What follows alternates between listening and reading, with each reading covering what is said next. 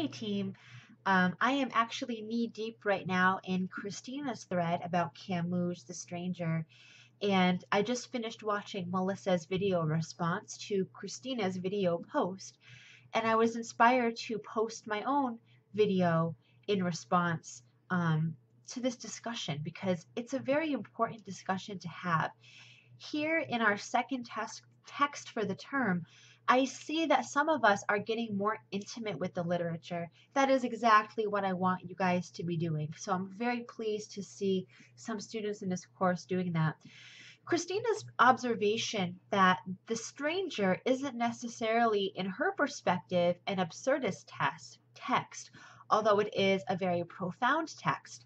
And what strikes her as most profound, besides the fact that the ending of this story is left kind of open-ended, frustratingly so for Christina, the most profound aspect of the text for her is that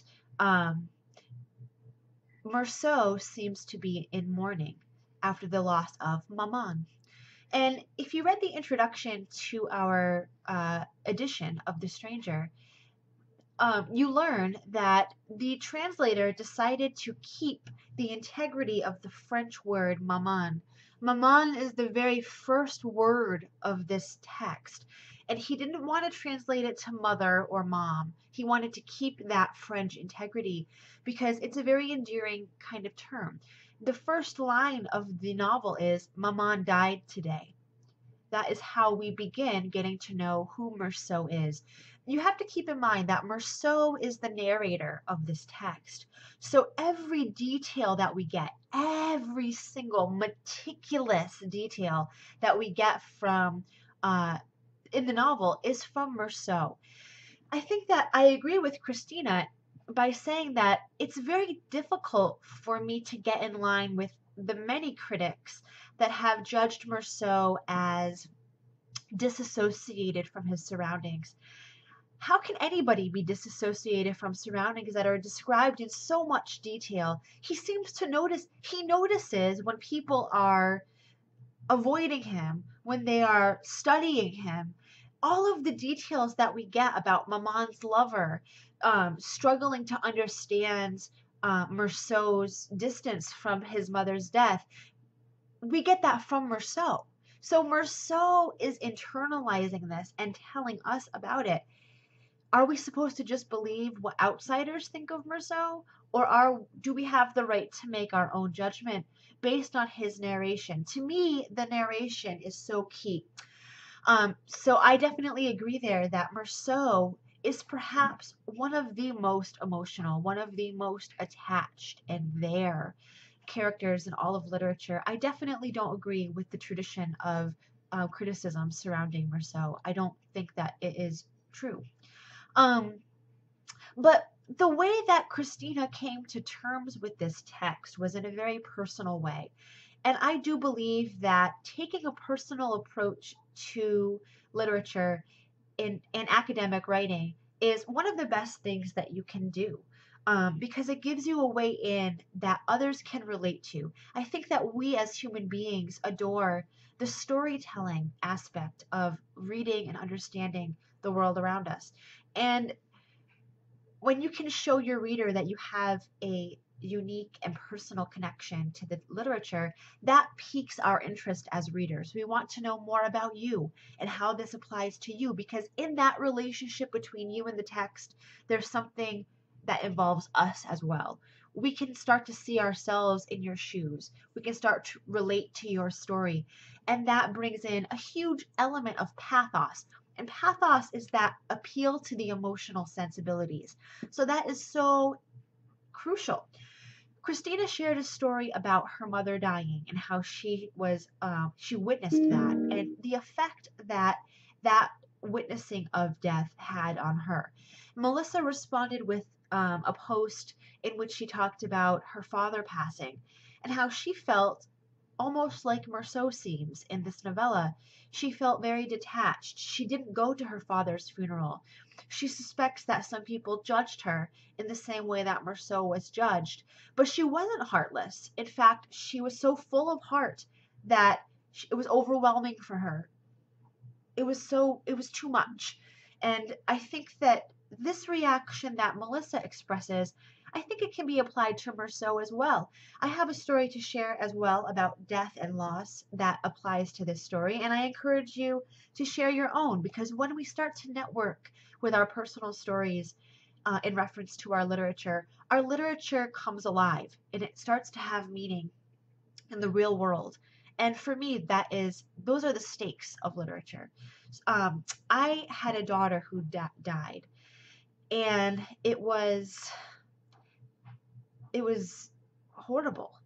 I mean, her name was Aislinn, and she had heart disease. And after she passed, she was only just born, and it was a very difficult thing to deal with. I've always been a journal writer, so the first thing that I did is I had my journal and I wrote about my feelings. And it was a very strange thing. I mean, after Aislinn died, I asked if I could hold her dead body, and I just kind of went with my gut what I wanted to do. And I think that the staff at the hospital was very confused about whether or not they should let me do that. And I held her dead body, and I just looked at her for a long time, and I tried really hard to force her image in my mind, because I knew that as time passed, I would forget what she looked like, and I only had one chance to really see her and remember her. And it was really a hard thing to do. I mean, I spent a lot of time with her corpse, and that had a big effect on my life from that point on. You know, it filled me with a lot of fear and a lot of regret. And the only thing that I could do was to internalize her death and feel guilt for choices that I had made in the past and feel like it was my fault for her passing. And I carried around that guilt for a long time, a really long time. And after she died, we had a coffin and we buried her. And I went up to read a letter that I had written concerning her death, and I couldn't get through it. People were there, my closest friends and family, and I just started bawling. I couldn't get through the letter. And everybody came up and kind of gave me a hug. And it was a very intimate experience and a very personal experience that nobody could really access but me. And after her death, we buried her, and I would go to her grave every day. And it was a special section of the cemetery just for infants. And most of the graves there were never visited, but there was one woman who came as regularly as I did. And I noticed that her child had been dead for over 10 years. She was still coming all of the time. And this woman struck me as grotesque in some ways for her grief, because I would be there. I mean, Aislinn's death was very fresh, and I would be at the cemetery, and I would just be kind of just crying over her grave, just holding it, crying. It was very sad. I mean, that was what I would do every day. After school, after college, I would go and I would cry at her grave and try to get through. And this woman was still going to her child's grave after about a decade, all of the time. The grave was decorated with these, knickknacks, these toys, these balloons, these bright, colorful, playful things. And it struck me as like bizarre. It struck me almost as absurd. And one time I was there and I was crying really hard. That kind of cry where you feel like you're going to throw up. You're crying so hard you could just die. You could just vomit. And I'm like rocking back and forth, and I'm just, unkept looking, and I'm miserable, and I'm grieving deeply. And this woman, she started laughing at me. I mean, like loudly, just laughing at me. And I looked at her and I was like, this woman, she knows the exact pain that I'm going through. She's having a hard time moving on. And my grief is striking her in a way that's making her respond in a sense that seems just heartless. But I understood that it wasn't that at all. In fact, people have different ways of dealing with grieving situations that are so traumatizing, that we all have different ways of doing that. And when I first read The Stranger, it was right around this time in my life. And I understood Merceau was mourning. Maman died today. What does that do when somebody that you're close to passes away? What does that do to you, to your emotional side? I know for me, speaking from experience in losing a child, I found myself on the other side of the country a decade later and crying in a park because I had realized that I had done so much. I had gotten a PhD, I had made all of my dreams come true, and there was still a part of me that had never really come to terms with Aislinn's death. And it wasn't until about 10 years after she died that I was able to